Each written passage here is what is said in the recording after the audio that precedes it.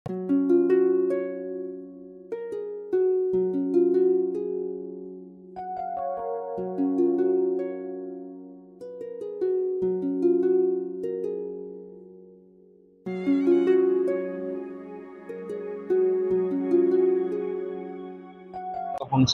বিকাশ মঞ্চ অসমৰ উদ্যোগত জুবিন গাৰ্গৰ জন্মদিনটো পালনৰ এক ব্যৱস্থা কৰিছিলে মঞ্চই আৰু এই মঞ্চৰ আমাৰ বিশেষভাৱে উদ্যোগ লৈছিলে এই অঞ্চলে সৰবৰাহী ব্যক্তি যুৱক প্ৰসন্ন কুমাৰ বৰাদেৱে মুখ্য সম্পাদক দেৱকী গৌতম সমন্বিতে আমাৰ লগত উপস্থিত থকা ৰঞ্জনজ্যোতি শৰ্মা বৰদলৈ ডাঙৰীয়াদেৱে আৰু ৰহা অঞ্চলৰ ৰাইজৰ যি আকুণ্ঠ সহযোগ এই সহযোগে অনুষ্ঠানটো সফল কৰিছে।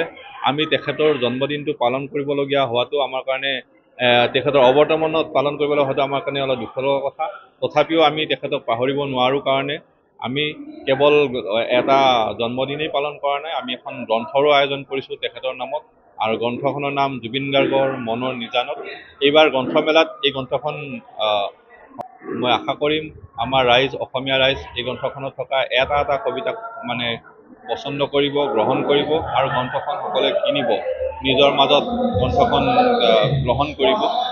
এয়া এটা বিশেষ দিনত আমি গ্ৰন্থখন ৰাইজৰ মাজলৈ পাঠকৰ মাজলৈ উলিয়াই দিছোঁ। গ্ৰন্থখন সমাদৃত হ'লে আমাৰ ভাল লাগিব, উদ্যোক্তাৰ কষ্ট সফল হোৱা বুলি ভাবিব। ধন্যবাদ।